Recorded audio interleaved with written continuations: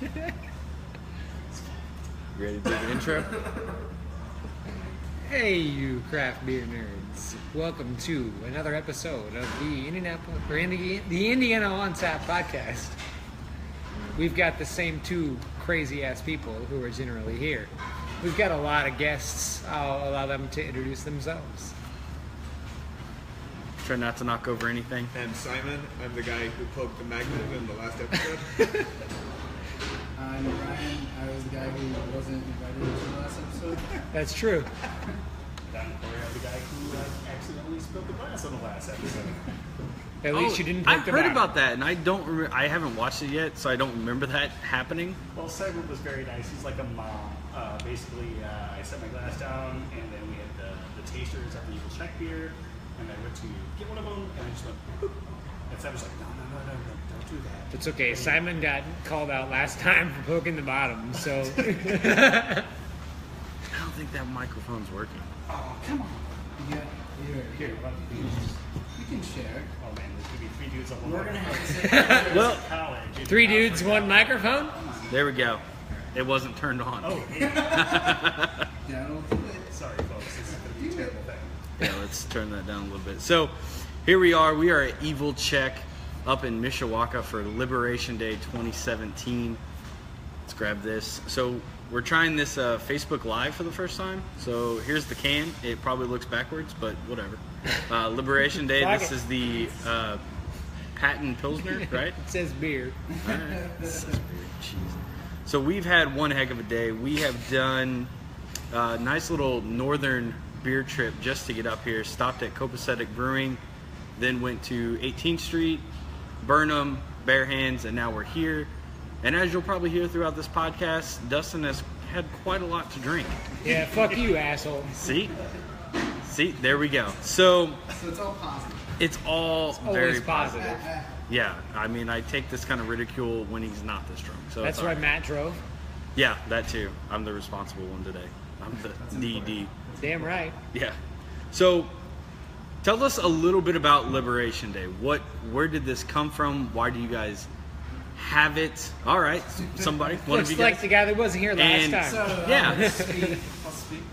Well, it's basically because there's a Liberation Day celebrated in the Czech Republic. So this is our very own small version of it. I mean, there's parades in the Czech Republic going on, and there's tons of beer drinking. So our version of that is shooting off blanks with a tank and drinking beer. So, and everybody's here having a good time. We couldn't even find a spot on the couch, so that means it's busy. Yeah. You can't shoot up links on the couch? No, not on the couch. You gotta do that outside. Not this guy. So, is that tank permanently there, or does that only come in for today? That's only today, yeah. This is the second time it's literally been there. So, Okay. I'm used Who- to Who brings the tank? some guy in a truck did. Yeah, Why is he not in here? They are a local military reenactment group. They actually staged some World War II style tank battles in a field about like 30 miles from here. That sounds awesome. So they own a bunch of Third Army tanks, a bunch of German Army tanks, World War II motorbikes, jeeps, guns, supplies, just all that kind of stuff. And they bring it around, they set it up. So I guess General Patton, his push into the Czech Republic was responsible for liberating the town of Pilsen, which is where the style of Pilsner comes from.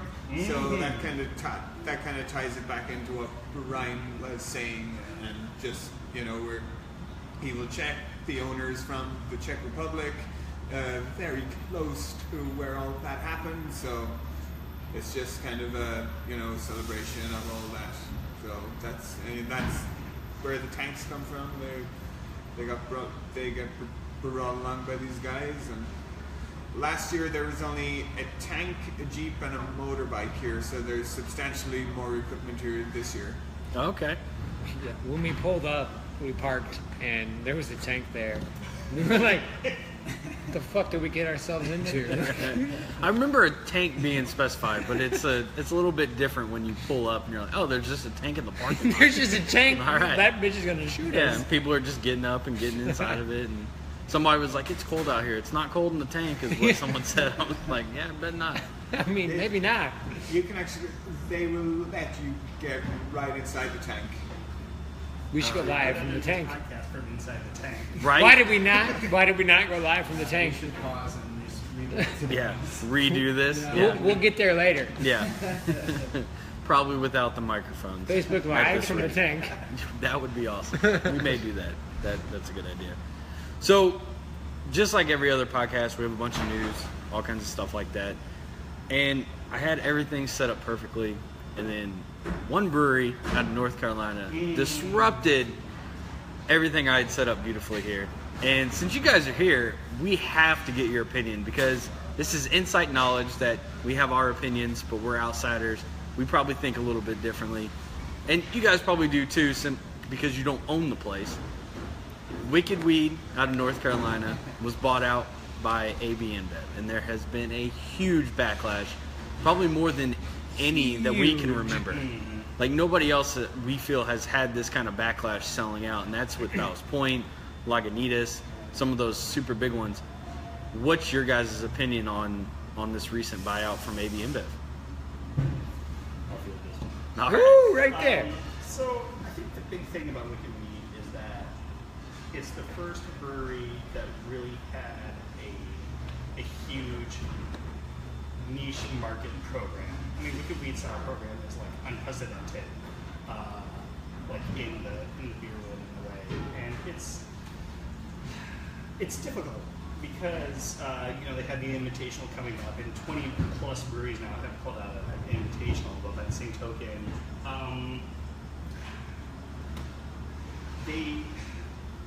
the family that owns it, the Guthrie family, also owns Proactive, which is a pharmaceutical drug, and they recently sold most of their stake in that drug. And it seems like maybe they were ready to cash out of all the businesses that they had and all those sorts of things. And from a business perspective, it makes sense. You grew up, a business, regardless of what it is, over the last 4 or 5 years, and it did really, really well, and it was time for them to cash out. On the business side of that, it makes a lot of sense. I come from a finance background, so that building up a business and selling it is a great idea. From a brewer's perspective, it's difficult because they were doing such great things for not only just the community in Nashville, but like the brewing community as a whole, with the Invitational and all that. And seeing the brewery backlash has actually been an amazing thing, because it's really divided me from like my business side and my brewing side. Because on the business side, I'm like, yeah, sell out. That makes sense. You're gonna make millions of dollars off of the millions of dollars you invested in capital, equipment, goodwill, and all those sorts of things. But from the brewing side, it's difficult because they were really putting out world-class wild beer and world-class IPAs, world-class clean beer. But I think that the whole brewery backlash has been kind of, I'll say infantile, but like, it's been really interesting to see, because the brewing market has become a mature market as opposed to a nascent market like it was 5 or 6 years ago. And this time was actually telling me that the Rare Barrel did a live cast of them pouring out the collaboration between Wicked Weed and the Rare Barrel. And that's, it's super harsh, but ultimately this is a business. So like, none of us would do this for free, I think. I mean, I would love to, don't get me wrong. If I were to do it, well, it'd be a great thing.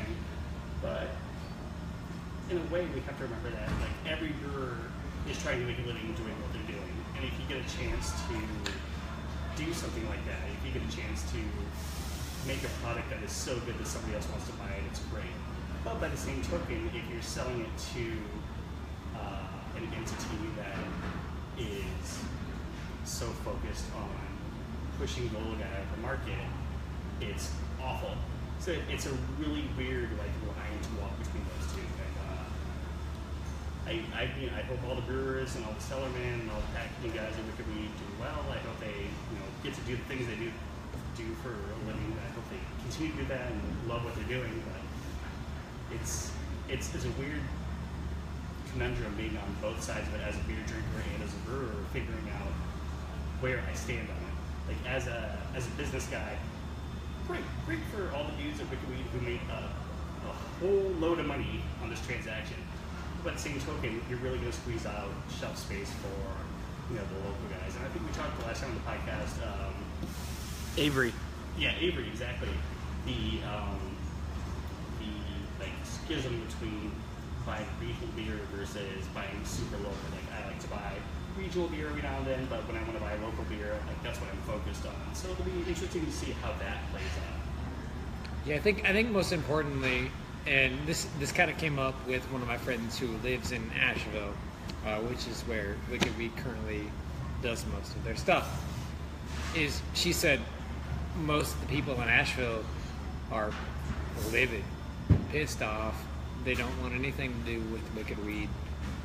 But I think Asheville is very well known for their local shit.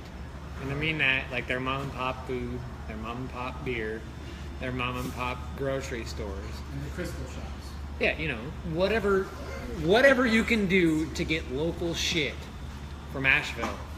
And I think they're getting a bigger backlash than say Devil's Backbone, than say anybody else 10 Barrel sold I out. think it's the wild beer thing. I mean, in all honesty, I think it's... That's all I could think of as well, yeah. Yeah, Like- I think a lot of it, like they have such a strong cult following, and people have really bought into the brand and started to identify themselves as fans of Wicked Weed. I think that's where the majority of the disenfranchised feelings are coming from. I think from a business sense, that's your business becomes successful and you can get money to sell it, you sell it, maybe we don't know that they needed some kind of capital injection, that might be part of it. Maybe they just feel their beer is good and they want it to be able to travel further and get distributed to people who can get it with them running their own distribution. And speaking as a brewer that worked for an independent brewery that was bought out by a multinational, I saw firsthand that it did nothing but good things for the brewery and the brand and all the people who work there. So I feel like the biggest backlash, at least with AB-InBev, has been the way that they've kind of come after craft beer in general. So they try and lobby against legislation that would help craft brewers. They have the kind of bullying tactics when it comes to the pay for play on shelf space, when it comes to distribution networks. And I feel like that's the biggest thing. That's the biggest reason why normal people like us are against anyone selling out to AB-InBev. You don't see this with Miller Coors or Constellation or anyone else like that, or Heineken. Like Lagunitas just sold the rest of it like the day after this was announced, and that was probably done on purpose. The announcement was probably made on purpose. But at the same point, would anybody care? Because everyone knows Heineken, but Heineken's not in America bashing craft beer or trying to make all these rules that make it really hard for craft brewers like you guys to get your stuff out into the public. And I feel like that's where the biggest backlash is coming from, and that I completely agree with. I hate the way that they do business. I will drink Bud Light, I will drink Goose Island, and I've only had Wicked Weed once, but I'll probably still drink it again. But it is really hard to support anyone who has that kind of monopolistic mentality of, we're going to buy up everyone, so that way we take all the shelf space, and then you can't distribute anything without distributing our stuff, and then it leaves, and like the distributor you work with, Craft Road Beverage, it seems like they're doing it right. Yeah, and it seems like what may come of this is more distributors like that. More of okay, we're going to go do craft beer only. We're not going to take, we're not going to take those big brands who have been bought out and distribute them at all. We're going to make it a channel for you guys, and I think that might be almost the wave of the future in a sense. I think it's still a good thing. Sorry, You good? I think it's still a good thing though, because that still keeps the drive for the local and the craft, because it's just like, well, they got too big, so then basically they're AB, they're Budweiser, basically they're the same entity. So that keeps us like thriving to keep going on as the independent road, and other breweries keep popping up, like they're still popping up. Like that's fuel for the fire. It sucks to see someone go, but I mean, like Simon said, you don't know their story, you don't know what they're going through, you know. So I mean, just keeps us in the job, really. Definitely. I mean, it keeps us motivated, keeps everybody going.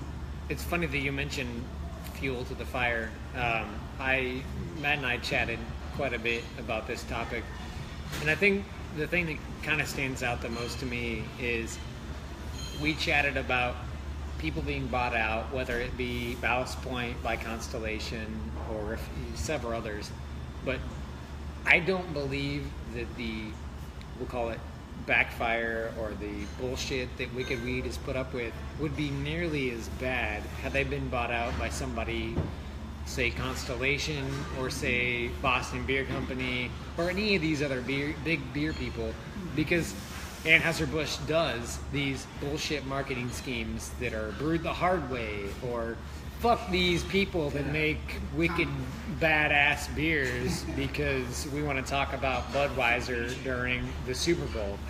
I don't believe that it would have been nearly as bad.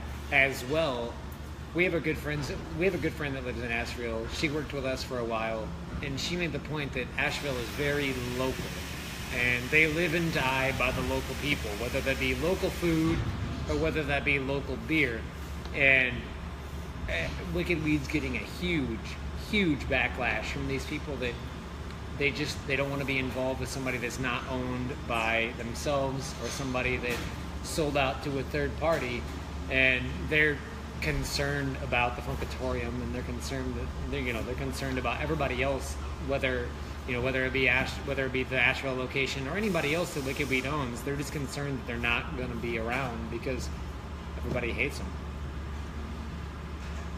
I mean, with Wicked Weed in particular, and it's a very particular case because of the kind of beer that they're known for.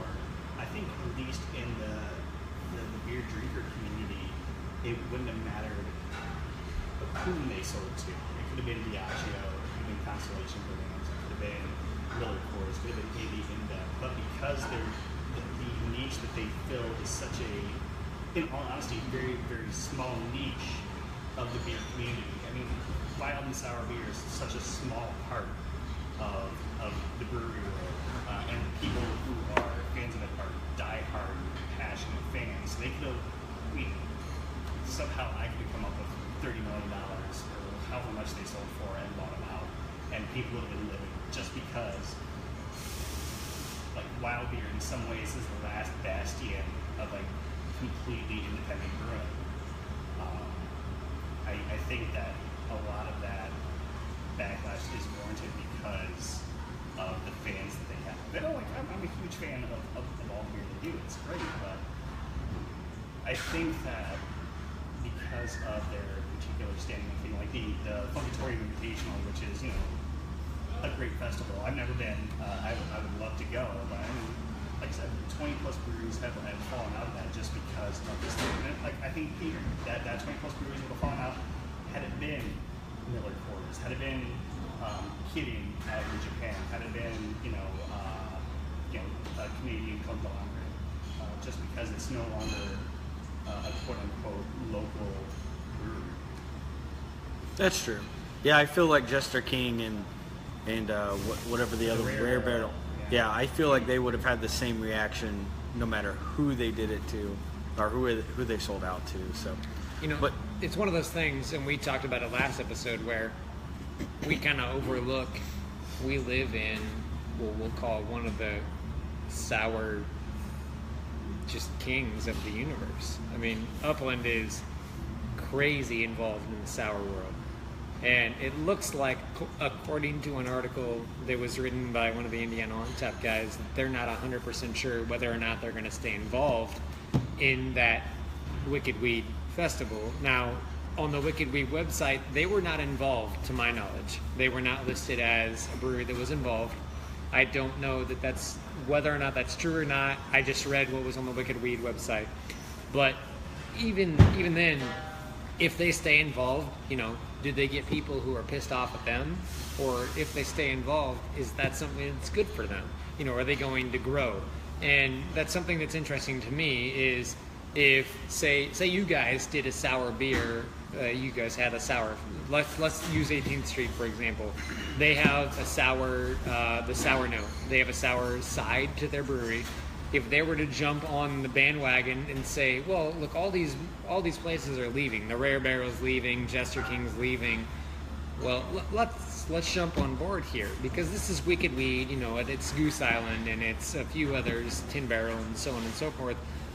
We're going to jump on board. Do you think that they would get shit for that, or would that be something that would be accepted? Well, I think that's a huge dilemma for breweries now. You know, I think in the modern world, you really need to identify your brand with certain causes, and I think that's what you're seeing now. A bunch of breweries are saying, okay, we want to be known as the brewery that pulled out of the Funkatorium, or we're okay with staying in because, you know, we're going to stick to our guns. And, you know, I think it can go both ways. I think most beer drinkers, I don't think they're really going to care. I think brewery owners will want to be seen as identifying on a particular side, but, you know, I just, you know, like that's the way the world is now. People want to know on what side of what cause you identify with. For sure. So just a quick update, Upland is part of this invitational. All right. And based on a post, now don't quote us on this, but based on a post, Don't quote him on it. based on a post on the Wicked Weed or the Funkatorium Invitational Facebook page, 46 breweries have pulled out so far. Ooh, and this son of a bitch. this was as of yesterday. So now we do not. I heard it was 20. Yeah, and yeah, it started. It was like 7 when Mark Lansbury from Indiana on Tap wrote his article, and by the time it was Out of like 70. published and everything, it was 26. So this is saying 46. I don't know if that's wrong or not. Of I haven't seen an 70. updated list. But yeah, there's about 70, 75 total on that list that I originally saw. So if you have more than half already pull out, and I know most of it is, and most of it could be peer pressure too. You know, once you see a Jester King, yeah, why the hell you kind not? of take that stance, and I get it too. But man, that's a lot. And like, if you've already bought a ticket to that, and all those people are gone, like it's gonna be incredible to see what Wicked Weed does now for this invitational. Do they offer refunds or do they offer free tickets? Like, what do you do? Wicked Weed, if you're listening and need to fill spots, We've got Evil Czech here. Wow! No, and it's one of those things that We don't even do sours, but we're coming. it's one of those. Whoa! Do I have to go get some bottles? I already have to go get some bottles. What? It's one of those things I didn't know where you guys we did run sours. into a lot of shit, and All right. craft breweries in general will run into a lot of crap. And you know, there were 70 breweries, give or take, committed to the Funkatorium Festival, and a lot of people have removed themselves from the list for one or multiple reasons. And I appreciate that. I really do. But for places like Upland and for places like Jester King and these other locations that are big sour locations, I don't give a shit who owns the brewery. Wicked Weed makes some of the best sours in the world. And like I said, that's a big thing for me. Is like, yeah, it's obvious that that's a huge issue, but like at the end of the day, you have guys like Simon making great beer. You have guys like me beating up after Simon. Woo, making some good beers. You know, like the guys at Wicked Weed, you know, the cellarmen, the Yeah. packaging guys, and all those guys. They're still doing the best job that they can. And that's the most important side of the business to me, is, you know, making sure those dudes have a job and are doing the best job that they can. And like in some sense, this kind of hurts their reputation when they like try to move on because there's this huge negative social stigma. Oh, yeah. Like, oh, he worked for the AB-InBev company. I don't know. Yada yada yada. But you know what? Those guys had a world-class education. They're getting first-hand knowledge of how to brew world-class beers. And I mean, in some ways, I kind of wish I was in their shoes just to see like what the backlash is versus how much of a great working experience they're getting out of working in a facility like that. Well, definitely, and I think we chatted about that last time when it came to the Goose Island buyout, right? Where there are people that wait in line for hours upon hours upon hours to get a Goose Island Bourbon County brand stout, and I guarantee anybody involved with the Bourbon County brand name would be able to get hired at any brewery in the country without a doubt. Absolutely. And even then, I mean, anybody involved with Goose Island is huge. You popping champagne over there? Whoa, we just popped a fucking one beer, and he Yeah, popped another beer, and I don't know what's going on over here. I realized we're like 30 minutes in. We haven't drank a beer yet, and that's very unlike. Look us at for him the throwing show. a dart. I mean, Jesus. Yeah. So the first one. Well, apparently you're gonna go somewhere else. So I'll drink. Man, this. Here, let me introduce.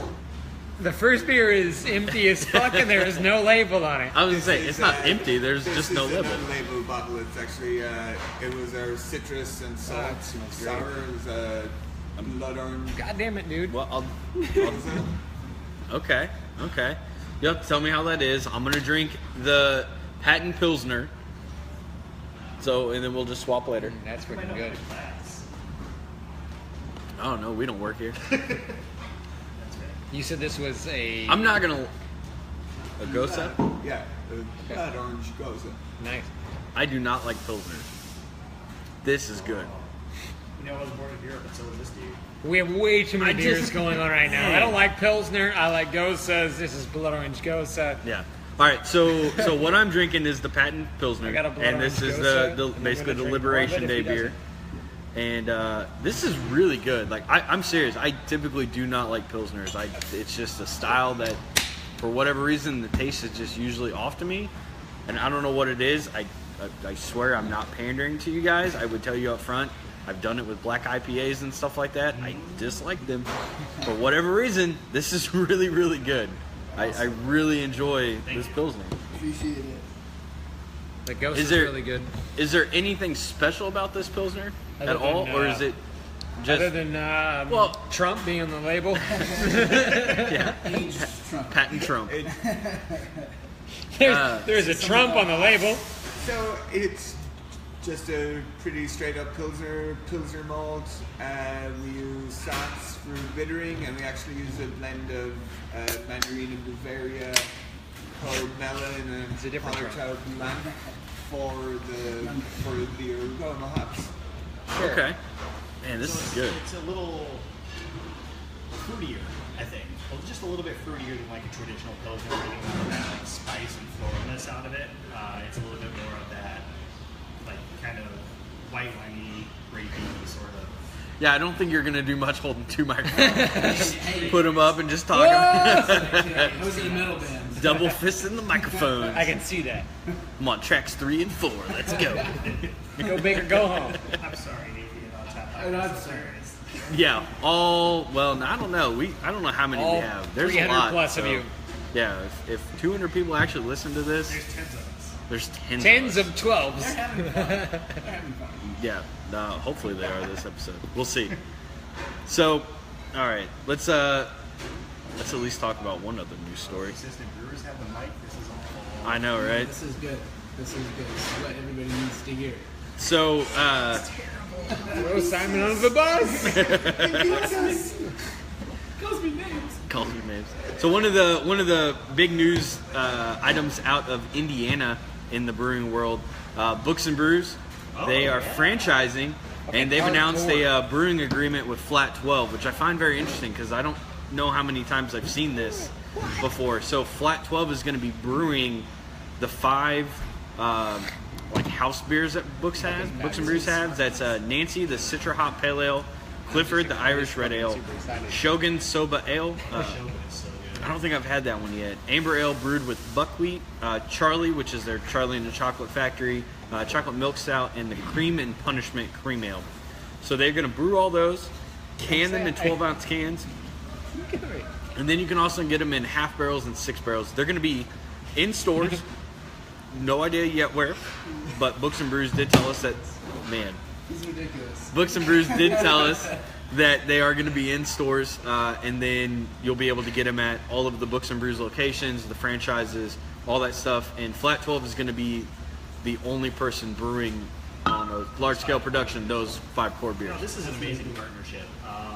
Contract brewing is something that a lot of like craft beer people don't like to hear. I'm not sure if it's a contract agreement, but it sounds like. Might be something to what Central State did with Black Acre. Exactly. Maybe that's Yeah, what I this think kind of that's- is. I think that's kind of the situation. I know that Flat12 just put in the new candy line that Yeah. has the shrink wrap sleeves that feel like they actually have the sleeving machine for it, which is a huge boom. Yeah, Well, they it's bought- like when it's coming down. Yeah, it shrink wraps the sleeve and then also gets canned, which is amazing. Yeah, it was like a $300,000. we chatted about it, and it was like Yeah, no, I can imagine. it was like $500,000 worth of investment. Exactly, and I think that's one of the things that gives Flat12 the flexibility to do a partnership like this, especially with a smaller brewery in the Indianapolis area that's gotten a lot of buzz. Like, I think it'll be great for both brands because it shows that Flat12 has the capability to brew those beers to spec, put them out, put them in on-premise and off-premise packaging, and it's great for Brewers because it takes a lot of heavy lifting, so to speak, off their shoulders, like keeping up with those core brands. And I'm really excited about it because I would really like to see that beer up here way in the northern wastes of Indiana. Yeah, it's pretty good. One of the things that is happening with Books and Brews right now is they're franchising. Jason is going out of his way to make sure that multiple locations have Books and Brews sites.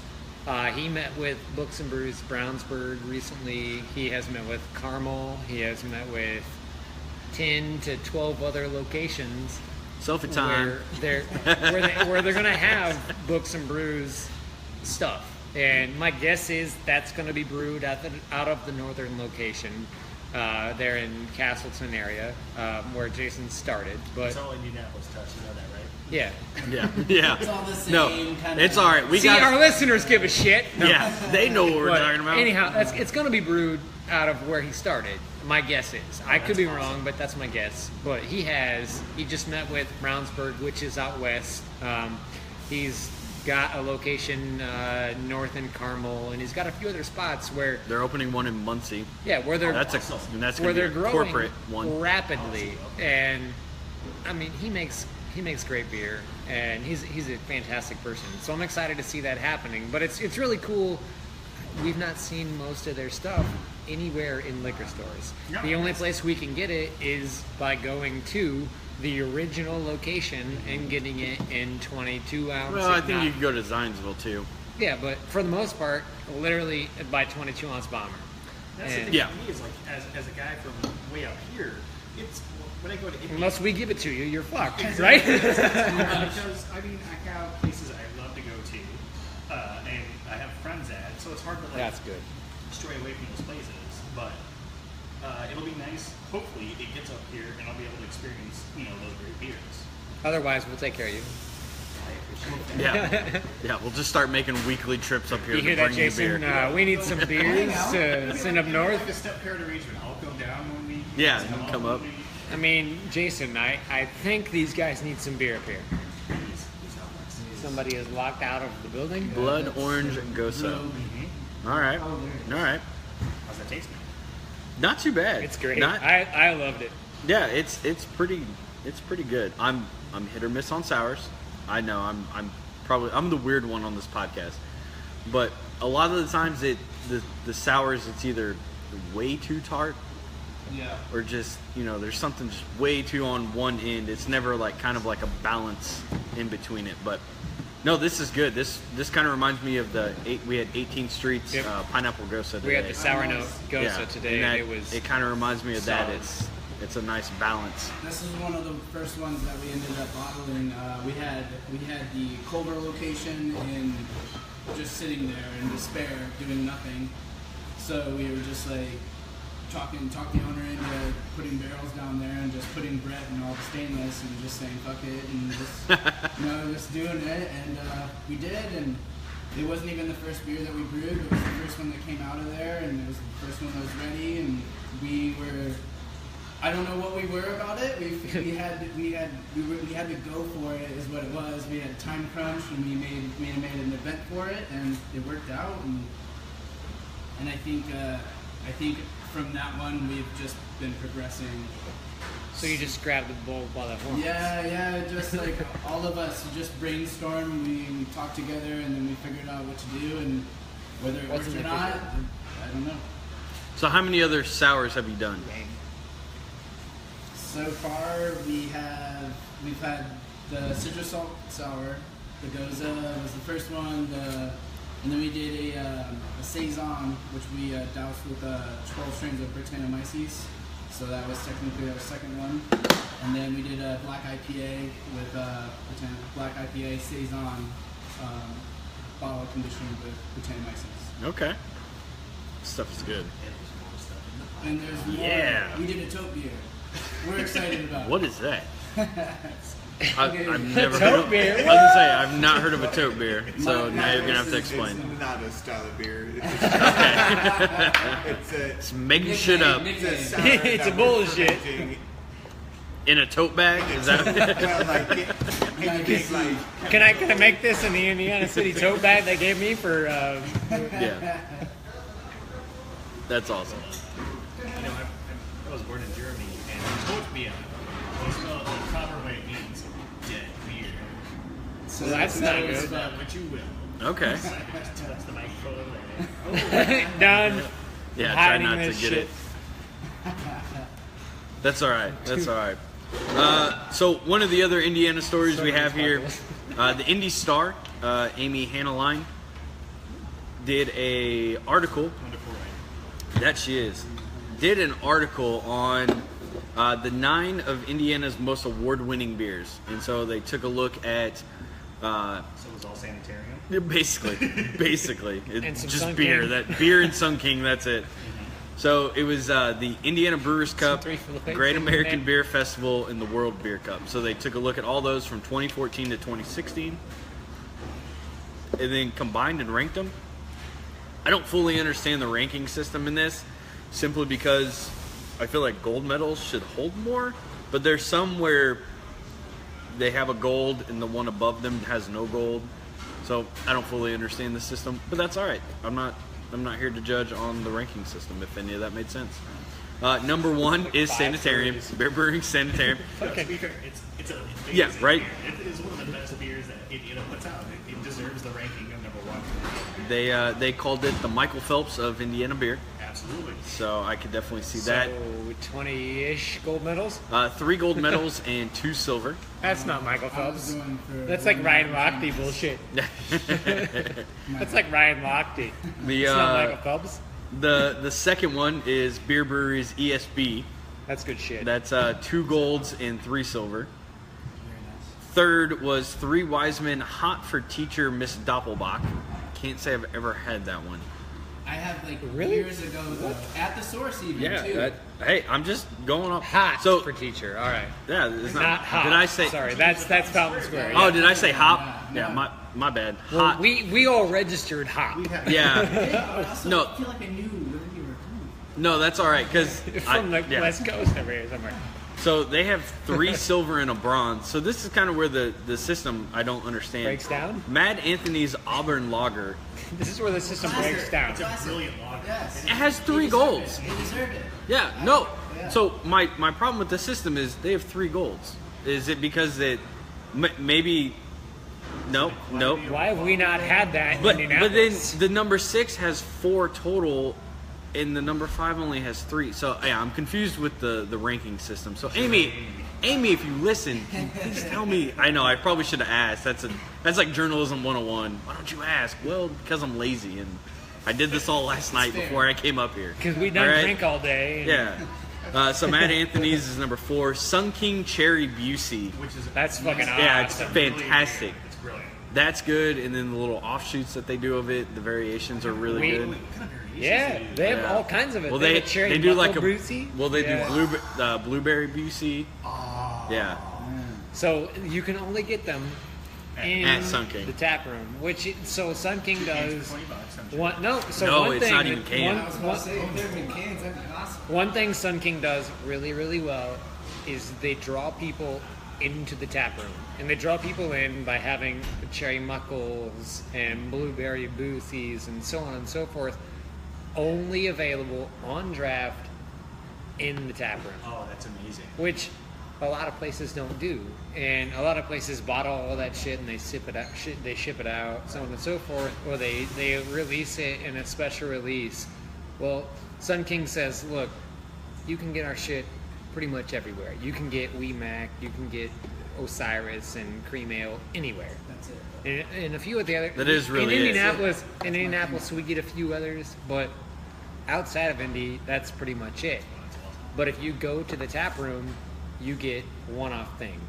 Yeah, I mean, like they used to release all their King's Reserve series. I think it was either Tuesday or Thursday. I can't remember which Yeah. one, but I had the day off, and I would go every time. just All to their get King's my- Reserves now are sour, which is which great. is awesome. Yeah, they're putting out like great work. So yeah, it's nice to see that they're like still keeping things just for their tap room. which makes sense, but then it hurts the fans who are not in Indianapolis That's like at the same time, because like But it brings fans to Indy. It does, but it Brings me down there. yeah. I mean, I drive, Brings that I'll sexy drive guy 2.5 hours down to Indy. I mean, Before I had a job where I had to like work every day. before he got a real job, No, before he was a real just for boy. the King's Reserve series because it was such a like I knew every release that whether it be That's like so Cherry good. Busey or Velvet Claw or all those things. I would take the 2.5-hour trip down there just to like pick up a couple of can bottles or we call the screw top cans. Yeah. And have a a pint or two now that they have that ability to do that, and it was great. It's all right. It adds ambiance to the background. We know we're in a brewery. If our fans care, whatever. Just wait till one of the June podcasts. You're really gonna hate us in. So Wait till we have other people. And yeah, at a and brewery. whatever. Number 6 here, Carson Brewery Red Dawn. It's their amber wheat. That's Carson pretty makes good. Stuff. Yeah, Carson they makes good. drove here a couple years ago, but we Is haven't that really seen Evansville? it. No, I mean, they kind of stayed steady with the RIPA and the Brown Cow. And Yep. I think that was about it. Maybe Is that Blonde. Evansville? In Evansville. Yeah, it's down there. Evansville. So, and I don't know about any time recently. The last I've time I not saw seen- him was in Bloomington whenever our booth was right next to him at the festival. Oh, okay. So, Really? yeah. We went I was to you gonna say guys' weird. booth and we didn't see them. Sorry, Carson. Sorry. What? You went there later then, right? Probably We way may later. have drank a See 7 you or there. 12 or 20 or so. Who knows? Yeah, festivals. I don't We- know who was to the right of us, if that's fair. I just know Carson's was I'm to sure the they left. were very nice. They were I know. nice. I'm sorry. I know that we went and we had a hell of a hard time getting into the festival. but Tristan is very aware of that, and that's whatever. It's whatever. Also very nice job. Good job, Tristan. Good job. Very good job. Number 7 here, Flix Brewhouse Generation Alt. It's a Dusseldorf style German alt beer. That's Chris. I have absolutely no idea what that is. That's Chris. But yeah, Chris, no. it's probably good. I mean, it's number 7 on. I've never on had here, it, so but it's gotta be I'm good. positive that's. Sounds good. Yeah. I was born in Germany and And, know much yeah. about all the beers, so I've not had it, but I know. I looked at that. The real European, I think, knows. Whoa, Jesus! I'm pretty sure alt is actually the German for Stop. old, so it's actually an old style. Okay. Ale is technically what it translates into, and I kind of think they taste a little bit like Irish reds. Yeah. They have like very similar flavor profile, but they got a bit more of a fruity ester. That's all I know. For those of you familiar with Indiana, brewers, that's Chris Knott out of what used to be Scarlet Lane and a few other spots, but he's now there with Flix, and I know he does most of their one-off stuff. They won a couple medals last year. Yep. Yeah. He makes good stuff. Whether or not you know the history of Chris Knott, or I don't give a shit, but I know that he's a super solid brewer, and he's got good stuff coming out of where he's at now. Awesome, that's great. But like, I feel bad because I drive like by it every time I go down to Indy because I take down whatever that is. What's the road?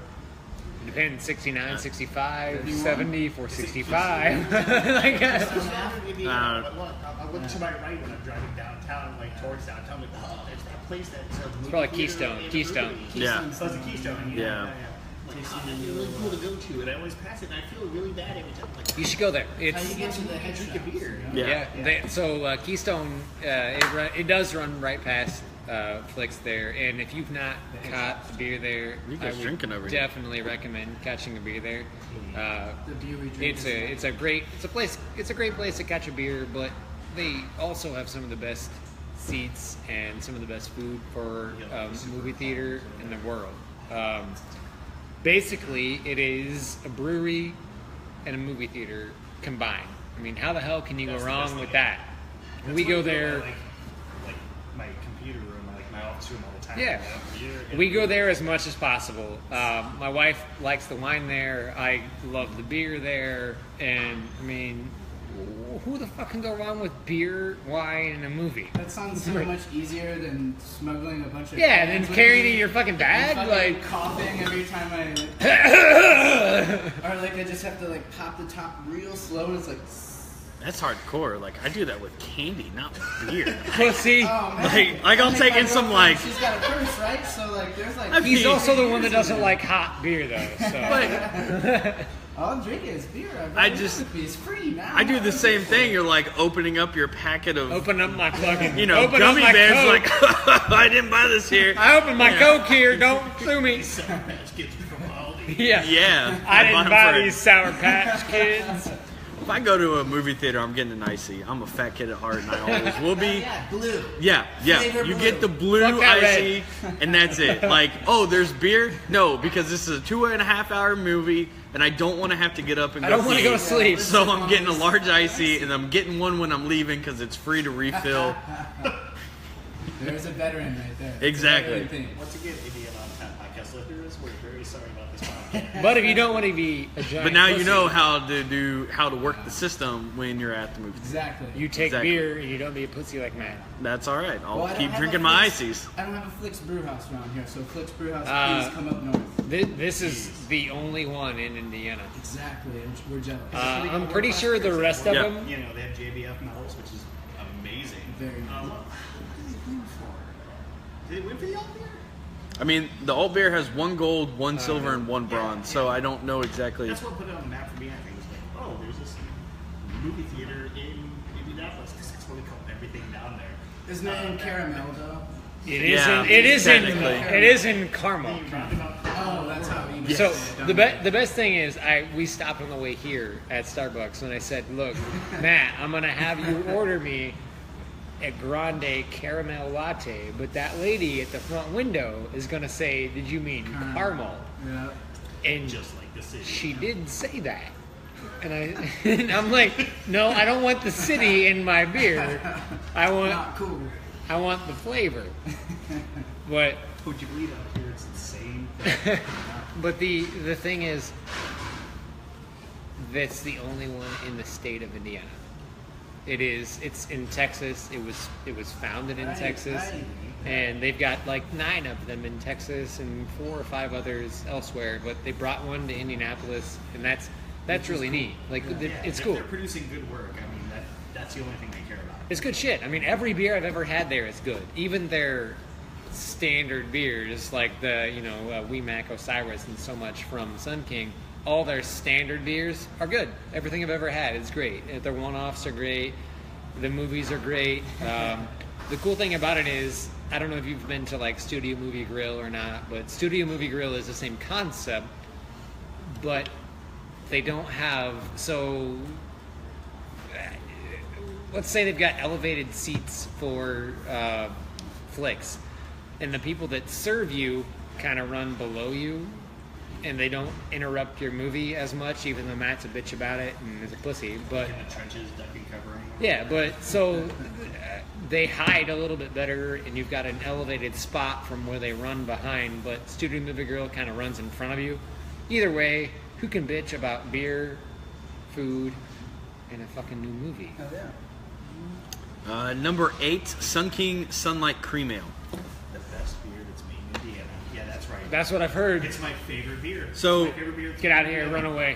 away. So at my wedding, I had that specifically because it was like Bud Light, Coors Light, and then Sun King Cream Ale. So I was like, anybody like I kind of put my dad in my head. What is he gonna drink? That man drinks Coors. That's all he drinks. If it's outside of whiskey, that's all he drinks. But if I ever got him, yes. Well, let's try not to spill that on me. This poop emoji. Do some shit out of Yeah, I was hoping this was a hat that we could wear, but this will. So you gonna talk about the cream ale? The cream ale. Listen, man. I just said it was my favorite beer. Oh, yeah. Man, Sun King is gonna come at you hard. They're gonna like throw this show It's under all the love. bus. Remember, the assistant brewer said it was the best beer he Yeah. had in Indiana. So it's the beer that when I think of like my dad, who's not gonna drink craft beer, what could I get him to drink? Cream ale, any kind of cream ale, because that's the closest thing that you're gonna get to a Coors Light or something like that. When it comes to that, obviously, you know, a Pilsner and Miller's Light go together, but you know, he's not gonna know that. And it's not as easy to get Pilsners and stuff like that from a craft brewery as it is cream ale, especially in Indianapolis.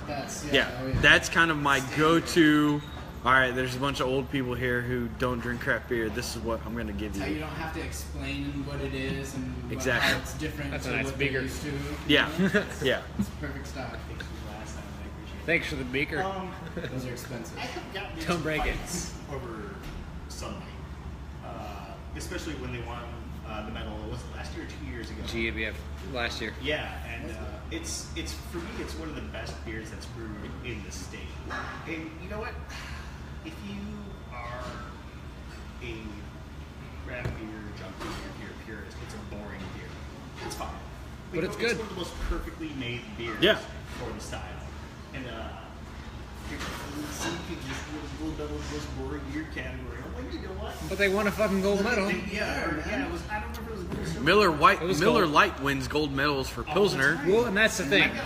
I've got a rack of PBR in my fridge right now that has the GBF. Gold medal, Yeah. North American Adjunct Lager. But, 2 years, 3 years in a row or something. and people are like, well, why are you drinking so much? I'm like, because they put out stuff like Cherry BC, and they put out stuff like the King's Reserve series. And if they can make a quote-unquote boring beer that well, that means every beer they're going to put out is going to be, you know, Yep. that much like, quality oriented. We had that conversation on the way here. I play beach volleyball at Pinheads, and Pinheads has one of the best craft beer bars attached to it in the entire state. And there was this guy sitting at the bar, and I ordered something, I don't remember what the fuck it was, and he said, "I'll have Miller Lite." And I said, "Well, why are you drinking a Miller Lite?" He said, "Well, I only drink lagers." And I said, "Really? You only drink lagers?" He said, "Yeah, that's all I drink." I said, "Well, I really hate to break it to you that Miller Lite is not a lager." And he said, "Well, yeah, it is." And I said, "Well, I mean, it's not, but the best answer I've got for you is Miller Lite is not a lager. It wins awards every single year for not being a lager, because it's not. It's a Pilsner." And yeah, right? But it's not. Oh, it's a lager.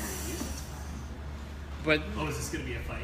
no, No, it was more of like when I think of a lager, or at least like a light lager, I Dad think beers. of Bud Light, Well, Miller Lite's Coors Light. bad beer too, but it's not a lager. Like I didn't realize. No, it is a lager. Yeah. Not all lagers are pilsners. But not all pilsners are lagers. It's like, All pilsners. No, yeah. There's only two kinds here. There's lagers and there's pale ales. That's all Yeah. we need to know. There's lagers and pale ales. That's the Does it only catch two or pitch? types. Simon, Does it pitch or catch? I'll rewind a tiny bit now.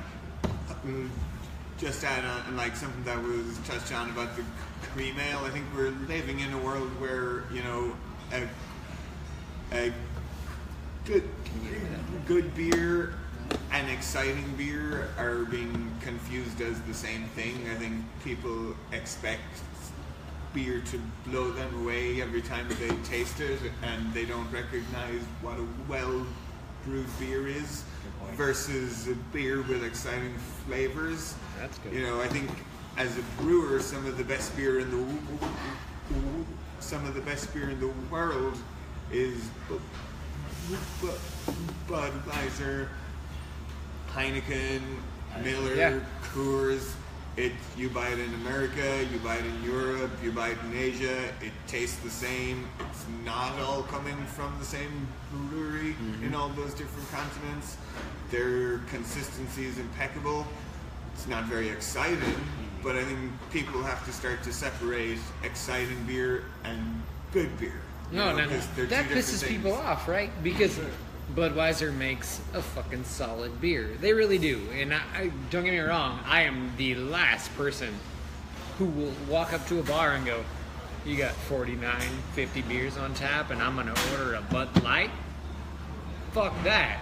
But I do appreciate what Budweiser, what Miller Coors It's does. amazing how consistent they are across. Like, I've had Budweiser in North America. I've had Budweiser It's the in same Europe, I've had fucking Budweiser everywhere. in Asia, And it's tastes good. exactly the same. You know how amazing that is as a brewer to be able to like make that beer consistently. Fucking across- knocks your socks off. Oh, it's amazing. Well, and a lot of people say the same thing about Sun King. They say it's boring. Ah. It's not, because they only see It's bad. exactly, but they only see, you know, 3 or 4 beers at a time. They see their 3 house beers and then whatever One or two they're others. whatever like Fistful the of hops. the seasonal kind of thing Yeah, that or they're something running. random. Fistful of hops, Pachanga right now, if I'm saying that right. Pachanga. Oh, yeah, Oh, it's Marty, so Marty the pinata. the Lupulin astronaut, like stuff like that. Like they'll kind of get those out and people can try them. But for the most part, everyone's just like, it's cream ale. Here's the thing, It's all those boring cream ale. beers they make. The allow hardest them ones to make. all those awesome beers. But my point It's was, the hardest ones to make. but my point of that was, anywhere you have it, it tastes exactly the same. Whether you have it in a can, whether you have it at Which is amazing. the brewery, It's brilliant. yeah, like they do something. I've always said they are the macro of the craft beer industry here in Indianapolis, Yeah, but I because go to everything they do is exactly the same. Oh, yeah. Everything. I get a Sunday premium Fall because back. it's a beautifully made beer, and I know it's gonna be the same every time. Exactly. So here's a fun question, and this kind of leads back into the original topic of Wicked Weed. If somebody from Indiana were to be purchased by AB, by Sam Adams, by anyone, whoever the fuck it may be, by a big brewery, who and why? Ooh. Oh man, I work in this industry, so I don't know if I want to answer this question or not. You should answer it. Who and why? I ask why because there's a lot of places that. So here's the question. So we talked about this on the way up here. There's 3 that I feel are Kinda stand big out. enough that a place like an AB Sun King and 3 Floyd. and Yeah. 3 Floyds are kind of the 3 Goddamn big right. ones. We have That- others, but that's the one. But those are the 3 biggest and kind of in the state that, you know, everyone knows outside of Indiana. Without a doubt. And but maybe too big to buy at this point. Wicked Weed has only been open 5 years, so is They- anything too big to buy? I guess not. I Yes guess and no. I guess saying too big is the wrong way. But like, if they were going to come to Indiana, do we really feel like they're We feel like Clay would. would sell out. AB-InBev offer anything that those 3 can't do right now? Or Well, from a logistics perspective, yes. but like Sun King, they're focused only on Indiana, and that has been their entire Schwartz focus. Until like 6 months ago. Indiana. Okay. Yeah. I mean, obviously it'll change Focused eventually. only on Michigan.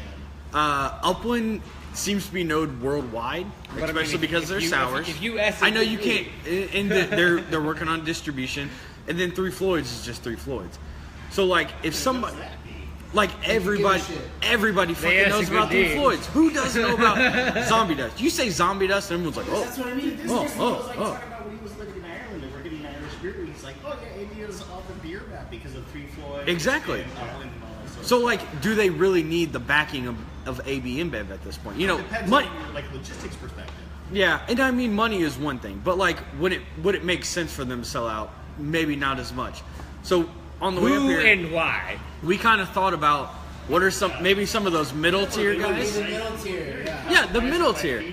Well, then give me My opinion. give me who and why. My we opinion- have ideas, but No, my Hold off. opinion. I'm gonna throw it out there. My opinion, the best one on the market at the moment, and don't take offense to this, is Taxman. yeah, me too.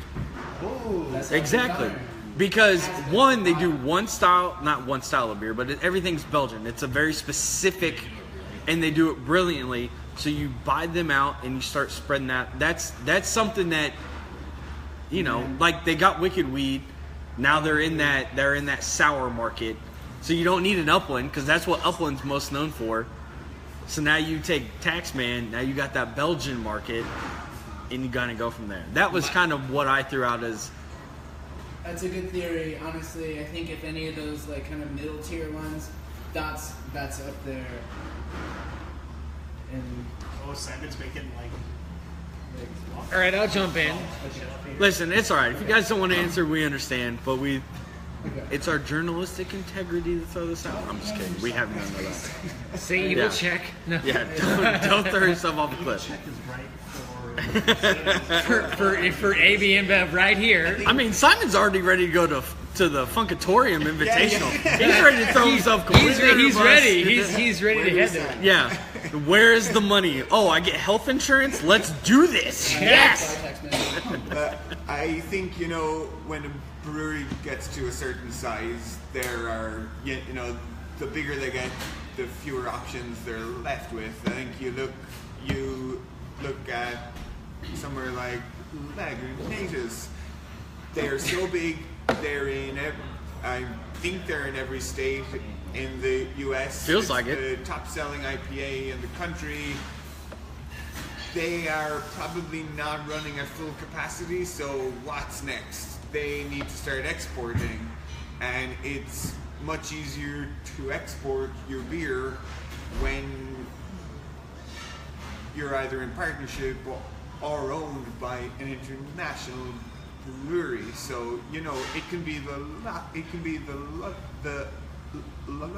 logical next step. Yeah. You know. So it's funny that you mentioned Leinenkugel. Matt and I on the way here. Sorry, Lagunitas. Sorry, That's all right. fucking Leinenkugel's already sold out. Listen, we drove like 5 hours total to get here today. We talked a lot about beer. Anyhow. A lot about beer. It's funny you mentioned Lagunitas. Fucking A. Leg. Anyhow, Just combine the breweries. with them, they literally chose the best time. Oh, one day after. The best time. yes, easily. To go, look, we're gonna go ahead and we're gonna sell our shit. We're gonna sell our shit to Heineken. they're a fine match. Yeah, it totally is like. Who the fuck? They went, yeah, best time, sell it. Like Holland and Weed, they're like it's all Done. Let's get rid of this shit. Like we're We're done. gonna all hang out in fucking Netherlands and go get heights. No, they went. Let's sell right now.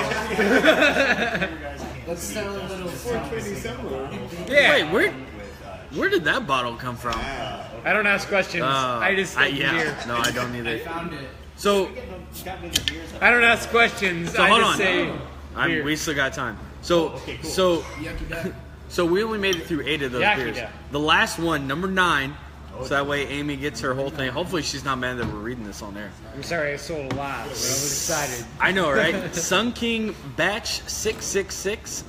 The Death Batch. Sympathy for the Devil. Bourbon Barrel Aged Belgian Style Black Oh, Ale. it's much Which I don't know anything about. I don't either. Just based off the number of the name road, it's my favorite beer. It's gonna be damn good. Cinnamon, vanilla, and chili That- peppers. Right there. Man, this is alright. So for that one person that's watching, and I'm pretty sure it's Dustin's friend Emily, because she Emily. commented earlier about the dad beer joke. That's support her. We're gonna This record is, a live podcast for my birthday. Yes, this is a Stalin variant. Because why the fuck I'm not? excited to describe because he is the head brewer. You It's did so to that barrel.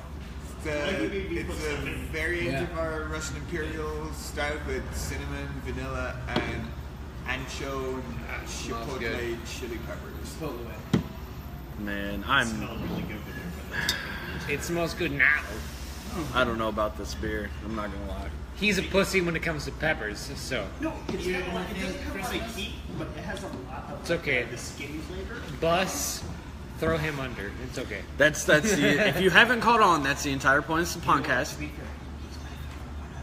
That's fine. I love you too.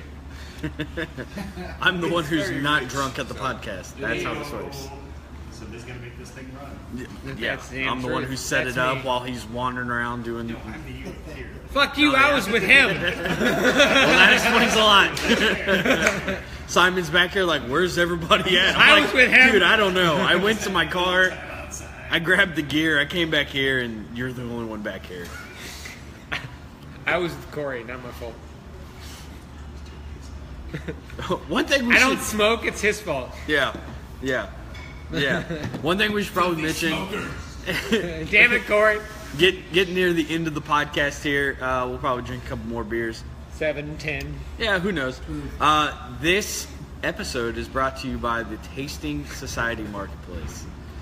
I'm just kidding. I'm not gonna be that boring about it. So, It's brought to you by Evil Czech.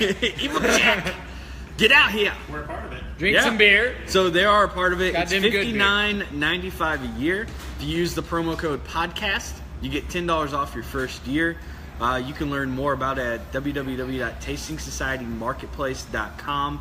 165 plus offers. We used one up at Bare Hands today. Got $7.50 off our $18 flight, We tried to use one which at I'm pretty 18th sure they Street, gave but us a better fuck. deal than that.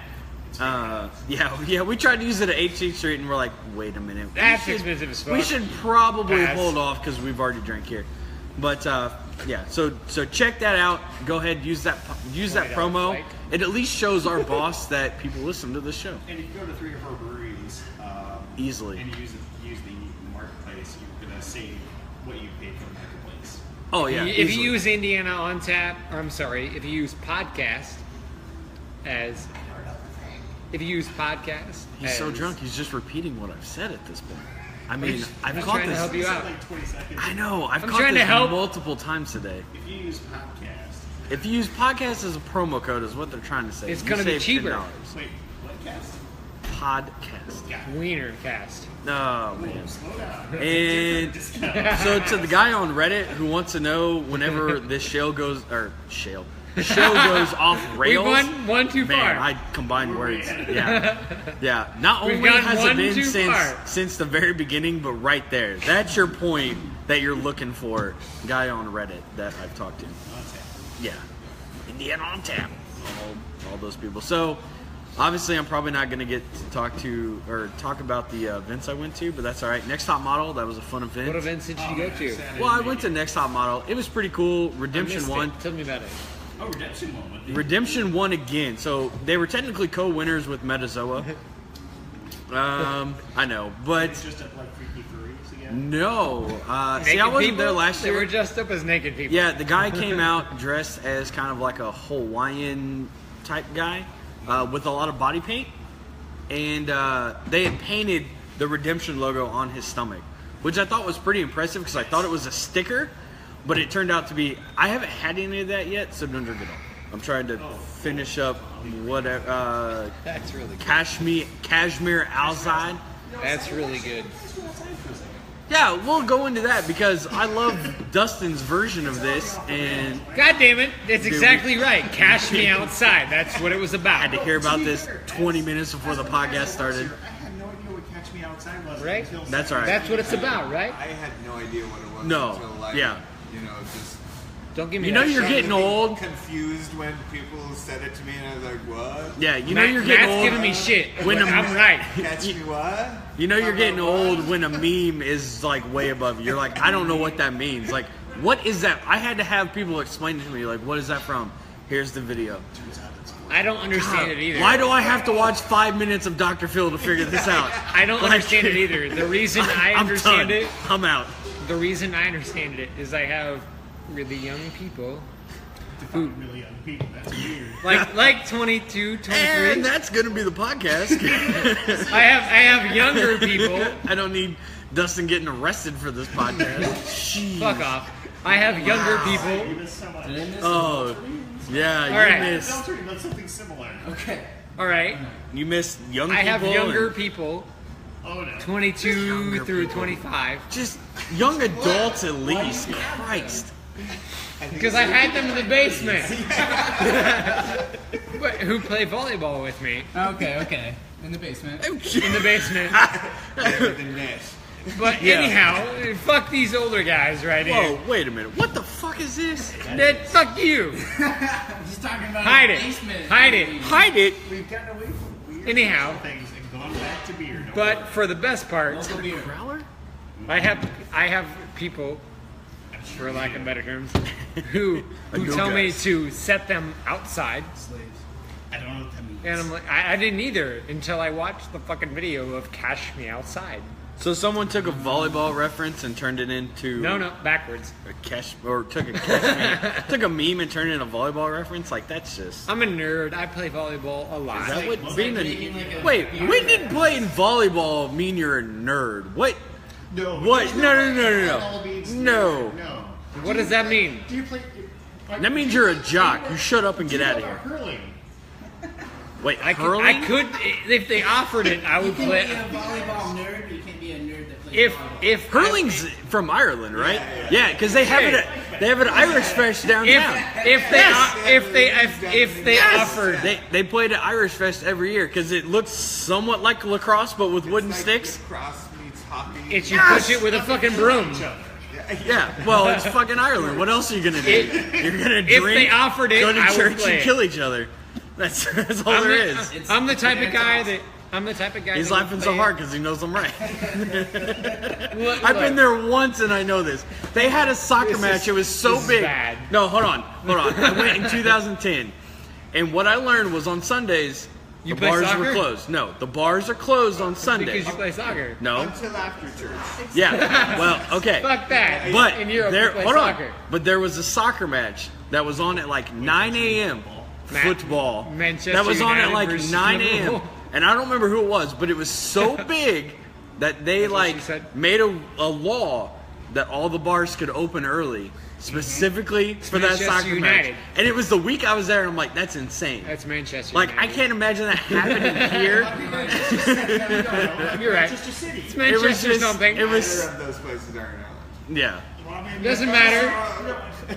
I'm just talking big soccer, big dick, whatever. Wait, what? The British Isles. Eh, beer we got? I don't know. What do we have? Yakida? Is that how you So- say it? How do you even open this? I've never had a. You open it like a can, you fucking pussy. Listen. I was gonna say the same All right. thing. Give him a crosser. Just open it your teeth, bitch. Give him a cross. That was good. That's what football do. Hey! Hold on. I gotta drink this Awesome stout. Stalin Fucking Dark Side. awesome. Oh my god. Chug it, man. Don't chug it. It's a bad idea. Listen, No, I got a I 2.5 hour drive home, Do it. and I gotta be the one who drives. That's fucking good. Appreciate it. Also, That's good. That's good. So, usually when it comes to beers with like any kind of pepper in it, I really feel it in the back of the throat. He's I a don't giant feel that pussy. at all. No, it's not a matter of that. It's just like jalapeno. I hate the taste of jalapeno. It's not spiciness. I hate the taste of it. Well, I'll eat just habanero. like the flesh flavor of it. I don't. Yeah, sure. Jam in the back. No, That like, was a I don't- loaded question. Yeah, it was. But For the like- flesh favor of it. But that's like why we chose the more the No, subtle and- of the peppers. You know, the Well, ancho. It's guajillo and ancho. this, Nacho, yeah. this, I just get a lot of vanilla.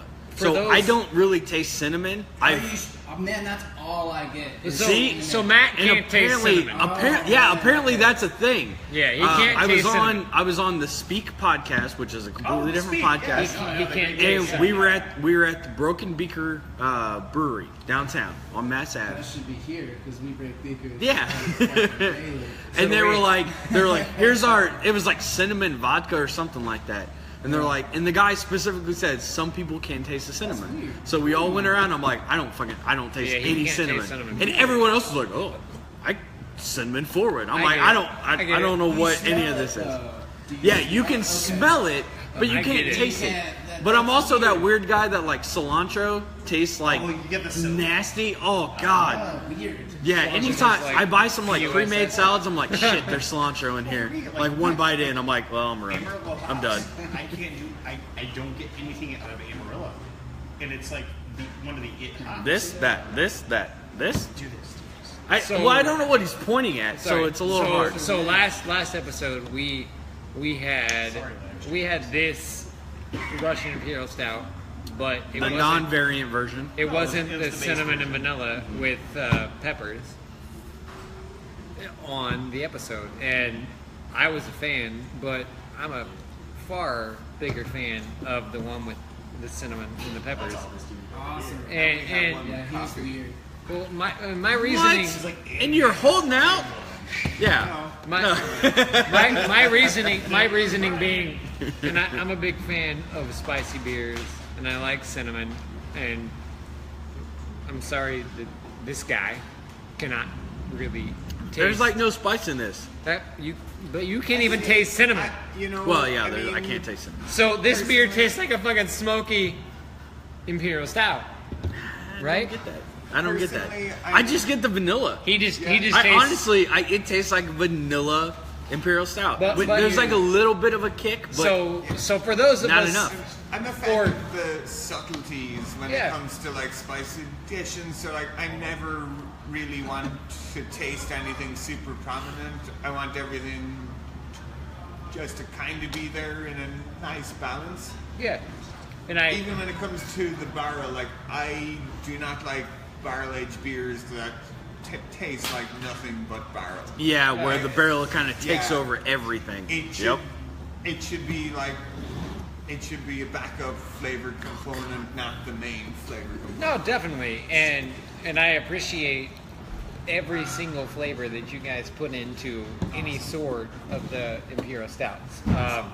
This one here with the vanilla and the cinnamon is way up my alley. But we were talking about my birthday here coming in June, and we've got all kinds of beers that we've been aging forever, and we've got all kinds of shit that we're looking forward to drinking. But this is just, it's something different, and it adds a different flavor, and you know, it's one of those things that you look for in a beer.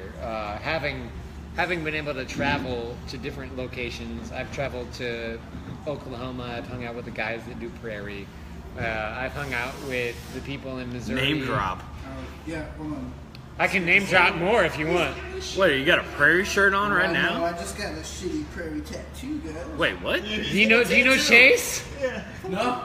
No, you just got a Prairie? Whoa! He doesn't know Wait, Chase, what? and he's got a Prairie tattoo. I'm sorry. I That can't has help to do that. with that looks like a catfish. I can't. Well, That looks like skip, a gangster It's catfish. for love. I'm gonna skip that, but I appreciate it. It's alright. That's please. Thank you. I've been to Prairie. I've got a Prairie tattoo. That looks Chase- like a gangster I don't want catfish. him Is that what Chase their logo is a looks great like? guy, I guess and I'm he'll confused. appreciate that. I don't It's know. alright. I'll let him know. July. I'll let him American know. Solera, and But we're gonna that's hang out. that's fucking awesome. But so you know, I've We're been. going, but we're not gonna hang out. I don't know if he's gonna be there. I'm just I can going. I can help it. I can help with that. That'd be awesome. That'd be fucking awesome. I know a guy. That'd be awesome. He doesn't Anyhow. know anybody. You're screwed. Fuck you. I know all kinds of people. But you know, with Prairie, it's great with Trace. He introduces a lot of flavors that you don't get For in sure. Imperial Stouts. And you know, the first time I had the bomb was there in Oklahoma, and the bartender was like, "You should try this," and I was like, "What the fuck? Why not?" Well, I had 4 of them before I decided they were 13% ABV. Not a good idea. But with somebody like you guys, it's great to see you guys introducing flavors that we don't get a lot in imperial stouts. We don't get cinnamon, we don't get pepper a lot in most stouts here. We get some coffee and we get maybe some flavors that most other places don't get, but we don't get a lot of flavors. And it's good to try something that's just way the hell off the map. And it makes you guys happy, and it makes us happy. And for me, it makes me really, really happy because it really equates to Prairie Bomb, and it equates to something like from Missouri. It equates to some of I'm sorry, I'm blanking. Yeah, it equates to some of those really good beers. But I'm excited to see something like this coming from you guys. The last one we had was super smoky. This isn't super smoky. Super it's some smoky? Of the, yeah. No. It was the regular. I don't know about all that. The normal variant is definitely. He's drunk. Smokier than this, sure. Look at the fucking brewer says I'm right. Okay, so hold on.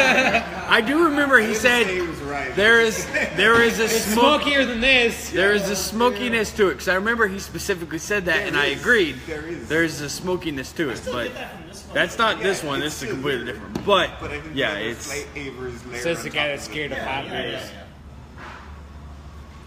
either way. What's the crowler that you guys brought? Because I can't pronounce that. I'll take that one.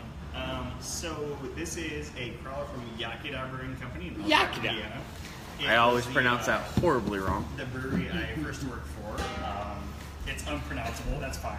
You They'll come up tell to you Northern immediately. Indiana, you'll see a jumble of letters. That's how you know you're in the right place. But this is Dragon's Lair. It's their coffee imperial stout. Just for a pee earlier. Which is brewed in collaboration with the refinery in Goshen. They do it once a year. He's gone again, and that's like the 10th time he's peed today. Like I don't understand. How small is that bladder? Indiana, 10 Months. Oh man, it's yeah. All live. Let's follow him to the bathroom. Yeah, so Yakida is a little dinky brew pub up in Elkhart. They have a 7-barrel system, but they are like wholly dedicated to the area that they're in, and it's great. They have their 5th anniversary coming up on June 3rd. They just sold out 700 tickets in 5 days. Oh yeah, the Dragon 5. There you go. 5, yeah. It'll be the last time I get to be a Yakida employee, which I'm really excited about. But no, this is their coffee stout that they release once a year. So it's an 8.5%, I think, coffee stout. This is 9.3%. Oh, this is 9.3? Oh, he's beefed it up since I left. So. Well, it's the Imperial Coffee Stout, so maybe. That's the way it's always been. Okay. I thought it was 8 something. It says 9.3. Maybe someone wrote it wrong. Oh, you know, Incredibly Maybe I'll smooth let you is what it is. Yeah. Regardless of it's the amazing. If they are listening, they should answer us and let us know No, they're right what over it is. there. Oh, there's people cheering. Why are people cheering? It's because are they listening to us? Probably. Look at this. No, they're listening to us. It has nothing to do with anybody going on in there, and they're cheering us on. Everybody. Thank you, yeah. All those people who can see us through the window We all and have no idea what's going on right now. Oh yeah, this is it's a big imperial coffee stout that Yakida does once a year, and they don't do very many high carbon beers. Chip is a very continentally oriented brewer, so he likes to do like low 4 and 5% like English style beers, and every now and then he pulls out a brilliant imperial stout or a double IPA. This is like for this time of year his beer. This is really good. I love coffee stouts. I like stouts. When I first started drinking craft beer, I was mostly into pale ales, IPAs, that kind of stuff. And then my wife, who was my girlfriend at the time, she didn't like craft beer, so I got her into it slowly with ciders. She loved porters and stouts. I'm like, you've got to be kidding me. Like, we can't share anything. It's all, everybody has to drink something different. So since I've joined Indiana on Tap almost 2 years ago, my palate has changed completely. Like, I like IPAs, but not as much anymore. Like, I'm more of a stout. Like, give me something with less hops. Anything English style, I'm 100% on, especially like barley wine. There's just something about like, especially like barley wine. There's something about not having that super hoppy flavor in it that just tastes so much better. No, and I hear you. And sometimes it doesn't have that whole burn down the throat and into Yes. the stomach. It's just a heavy malt forward. And, Yep. Yeah, and as we talked kind of earlier, we went to 18th Street, and the Evil Czech Monk that we had on the last show was very malt forward IPA, and that's not something that we get down in Indianapolis. And we went to 18th Street, tried their Dark Phoenix. I don't remember the full name, but it's something Dark Phoenix. And it tasted exactly like Evil Czech Monk. And I was like, that's incredible. Like, maybe this is like a Northern Indiana thing that everyone just makes a malt forward IPA. We gotta compete with Michigan. Yeah. Well, because they're like, here's an IPA. I'm like, this is not an IPA. Like, that doesn't taste like an IPA whatsoever. But I bought a 6-pack of it because that's amazing. Like the gold standard up here in Canada around the country is Too Hard. Too Hard is a brilliant IPA, but it's a centennial, but it's very, very malt forward, but it's a very dry, clean, easy drinking beer. Yeah. So especially up here for us, we have to like in some ways kind of compete with that. And even though that might not necessarily be the kind of beer that sells anywhere else, up here that's kind of that's our like gold standard. Yeah. Is like, can we have enough of a malt backbone in our IPA to like compete with a Midwest IPA if that was such a thing? Yeah, no, that makes perfect sense. I love Two Hearted, but I've never thought of it as a malt forward beer. But at the same point, I don't think I've ever had something like Evil Czech Monk before to really compare to it. So now going back and drinking Two Hearted, it's like, okay, maybe I can. Am I fucking this up, Simon? No. Okay, he's shaking his All head. right. That's good. Yeah, he's like, no, you're doing a good job. I don't have to talk. You're good. Let's go.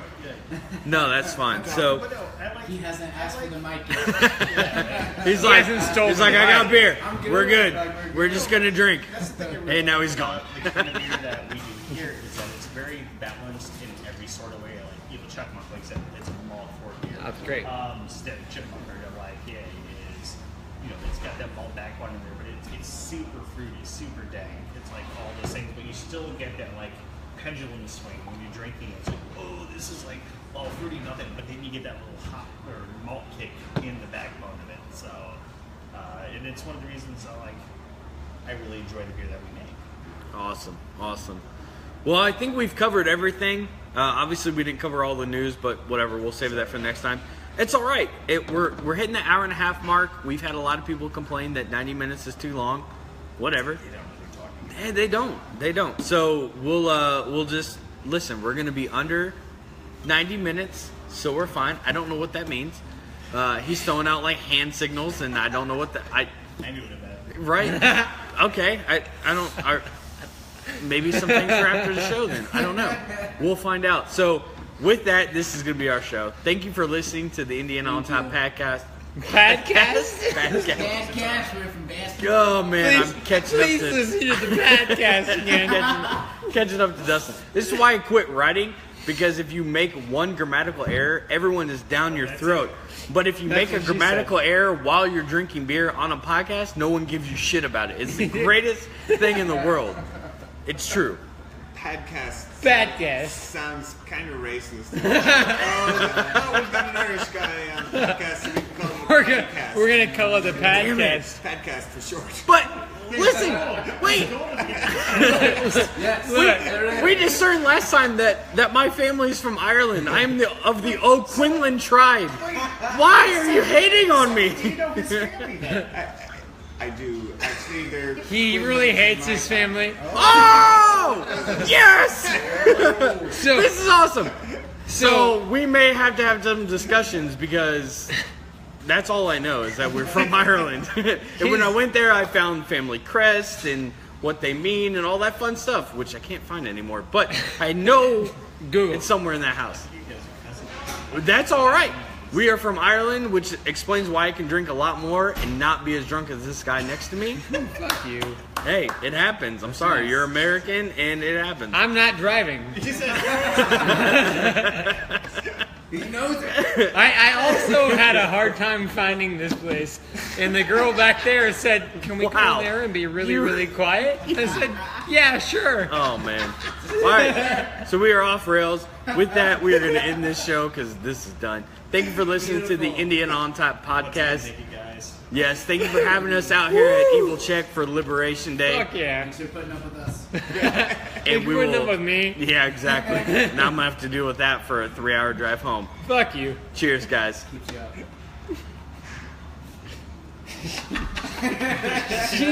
She was like, "Can I go in there?" I was like, "Yeah, why the fuck not?" Great. No, that's all right. No, I was. I mean, looked at when the you girl hit and she 4 was breweries like, before you "Can get I go here?" in there?" I was like, "Why the fuck not?" By the same token, this is why people listen to podcasts about beer. Yeah, yeah. This is why white people. This is why listen there's to always at podcasts. least one person who keeps us on rails. Yeah. Like, seriously, if I make one mistake just speaking, I would have. nobody fucking But this cares. dude, Yeah. you can do whatever you want. I set it up at the beginning. He's drunk. He's going to make an ass. Oh,